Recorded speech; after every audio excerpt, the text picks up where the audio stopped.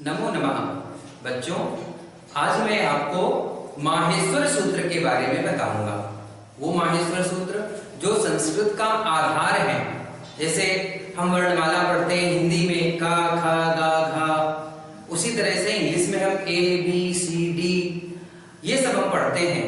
बच्चों, जैसे बचपन में जब बहुत छोटे तुम थे तब तुमको कभी किसी ने, मम्मी ने, पापा ने, दादा ने, भैया ने, किसी ने, मामा ने, मामी ने, नानी ने, किसी ने एक दिन गोद में लेकर बोला होगा कि बोलो बेटा ए फॉर एप्पल। तब शायद आपने कहा होगा एप्पल तो मैं भी खाऊंगी या मैं भी खाऊंगा। और जब कभी उन्होंने कहा होगा कि बोलो बेटा का से कबूतर, तो आपने कहा होगा कबूतर तो मैं भी उड़ाऊंगा या उड़ाऊंगी। लेकिन तब क्योंकि हमें नहीं पता था कि ये ए फॉर एप्पल हमारे जीवन में क्या काम आने वाला है, का से कबूतर क्या काम आने वाला है। आज धीरे धीरे हम बड़े हुए।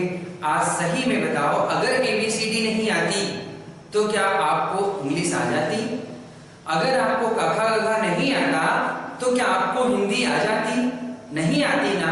उसी प्रकार संस्कृत तो हमारे विश्व की भाषाओं की मां कही जाती है, भारतीय आर्यावर्त की भाषाओं की जननी कही जाती है। इसकी भी तो वर्णमाला है। तो यही माहेश्वर हैं, यही माहेश्वर सूत्र हैं जिन्हें हम संस्कृत की वर्णमाला भी कहते हैं। और इसी प्रकार से फिर एक दिन किसी ने आपको बताया कि बेटा देखो एक कुआं था, कूप था, उससे निकला सांप। मम्मा ने डंडा मारा, नहीं मरा। पापा ने डंडा मारा, मर गया। क्या बन गया बेटा? का। उसी तरह से आज हम रोचक ढंग से माहेश्वर सूत्र पढ़ेंगे। माहेश्वर सूत्र इसलिए कहते हैं इनको कि महेश अर्थात शिव के द्वारा ऐसा कहा जाता है कि शिव ने अपनी जो डमरू बजाई, उस डमरू से 14 प्रकार की ध्वनियां निकली। उन 14 प्रकार की ध्वनियों को महर्षि पाणिनि ने लिपिबद्ध किया अर्थात लिखा। और जो ये 14 ध्वनियां उससे निकली थी, इसीलिए इनको माहेश्वर सूत्र कहा जाता है। जो उससे निकली वो आपके सामने है। अगर हम इन्हें जान लेते हैं, समझ लेते हैं, पढ़ लेते हैं आसानी से, तो हमें संस्कृत जानना आसान हो जाएगी। क्योंकि बच्चों संस्कृत जो है पूरी सारी इन्हीं सूत्रों पर आधारित है, इन्हीं सूत्रों पर संपूर्ण संस्कृत टिकी हुई है। तो सबसे पहले हम ये जान लेते हैं, संस्कृत पढ़ने से पहले सर्वप्रथम पहली सीढ़ी यही है कि हम इसको जाने। नहीं तो उसी तरह होगा कि हमको क ख ग घ नहीं आती और हम हिंदी पढ़ने लगे। उसी तरह से इसमें भी। तो सबसे पहले देखो अ ई उ न, री क, ए औ ग, आई औ चा, हा या व र ट, ल ण यमंगणनम,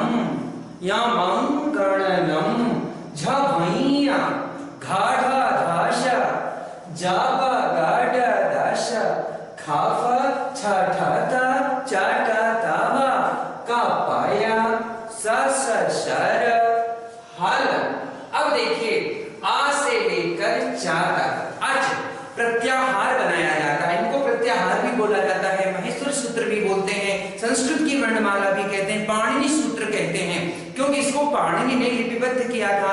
महर्षि पाणिनि के अनुसार ये 14 सूत्र जो शिव की डमरू की ध्वनि से निकले वो यहाँ पर हम जान रहे हैं। तो अब इसमें स्वर कौन से हैं, व्यंजन कौन से हैं? तो देखो आज जब हम प्रत्याहार बनाते हैं, प्रत्याहार कैसे बनाते हैं? जैसे आ से लेकर चा, ये देखो आज स्वर है, आज स्वर है। जैसे आ ई उ और आखिरी वर्ण जिनमें हलंत है उसे हटा देते हैं, उसे नहीं माना जाता। तो देखो आ ई उ, री ली ए औ, आई औ, और ये चा हट गया, ये अंगा हट गया, ये का हट गया, अणा बन गया। तो ये 9 स्वर होते हैं। 9 स्वर में मुख्य स्वर 5 होते हैं। मुख्य स्वर 5 कौन से? आ, ई, उ, री और ली। बाकी ए, औ, आई, औ ये संयुक्त स्वर है 4। 1 2 3 4 संयुक्त स्वर में क्या मिला है? आ और ई मिलकर ए बना, आ और उ मिलकर औ बना। इस तरह से वो संयुक्त स्वर है, इसलिए दोनों मिलकर 5 और 4 कुल 9 ये स्वर होते हैं। परीक्षा में पूछ लिया जाता है कि मुख्य स्वर कौन से होते हैं, तो अपने को लिखना है 9 स्वर होते हैं। अगर वो पूछते हैं संयुक्त स्वर कितने होते हैं, तो 4 होते हैं। पूर्ण स्वर कितने होते हैं?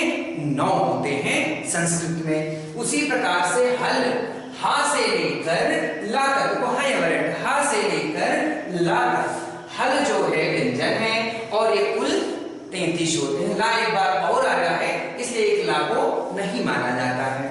इसलिए हल जो है वो व्यंजन है, 33 होते हैं। अब या से अणा तक अंतस्थ वर्ण होते हैं। या से अणा तक। अब या देखिए कहां पर है? यमं गणनम आपको मिलेगा, यमं गणनम। ये देखो, अब या से यहां पर आ गए तो यमं गणनम है।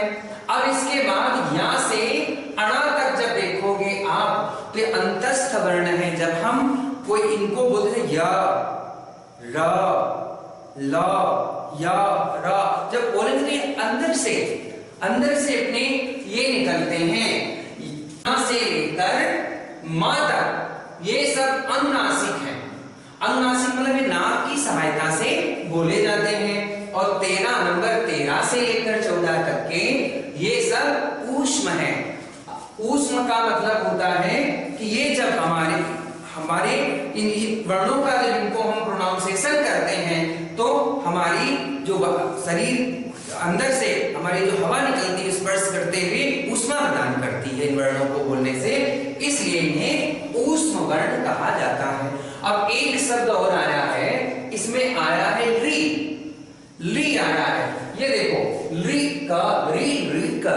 देखिए बच्चों, आजकल कैसे हुआ, आजकल धीरे धीरे इन चीजों का लोप होता जाता है। जैसे री, आजकल देखना किसी बच्ची का नाम है ऋचा या बच्चे का नाम है ऋतिक, तो उसको आजकल सीधे ऋचा लिख देते हैं, ऋतिक लिख देते हैं, जो कि गलत है। लेकिन धीरे धीरे क्या है, सरलता के चक्कर में उन शब्दों का लोप होता जा रहा है। री तो हम आज पढ़ भी लेते हैं, लेकिन री शायद ही कहीं पढ़ते हैं संस्कृत में, इस तरह कहीं आ गया तो पढ़ लिया तो ध्यान में नहीं। ये री है क्या? इसको कहते हैं ऋकार। इसको क्या कहते हैं? ऋकार।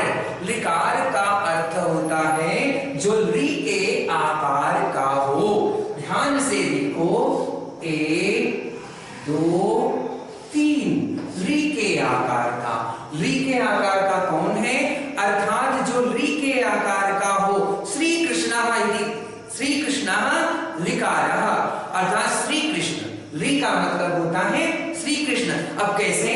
तो देखो, जब श्री कृष्ण बांसुरी बजाते हैं तो 3 जगह से टेढ़े हो जाते हैं। जब वो बांसुरी बजाते हैं तो उनका एक पैर देखना टेढ़ा होता है, उनकी कमर टेढ़ी हो जाती है, उनकी गर्दन टेढ़ी हो जाती है। इसीलिए कहा जाता है ऋकारस्य अर्थः अस्ति श्री कृष्णः।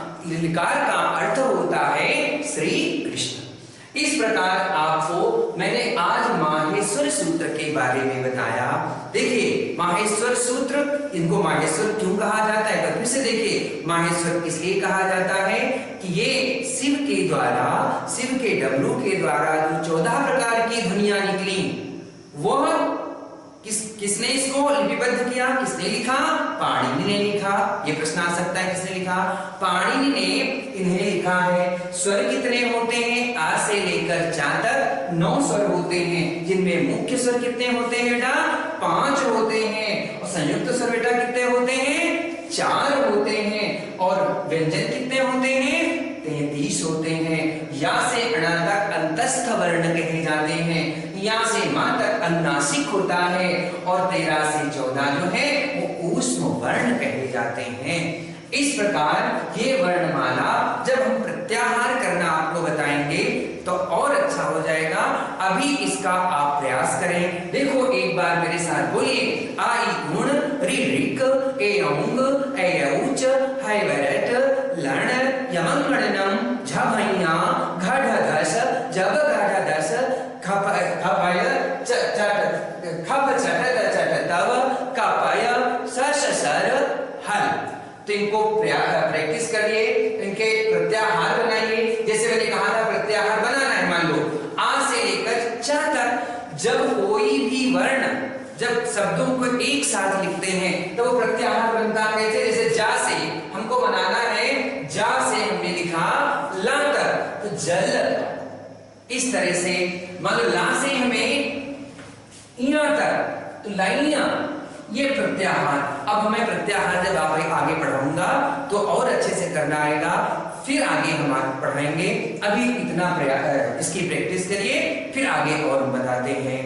नमो नमः, धन्यवाद।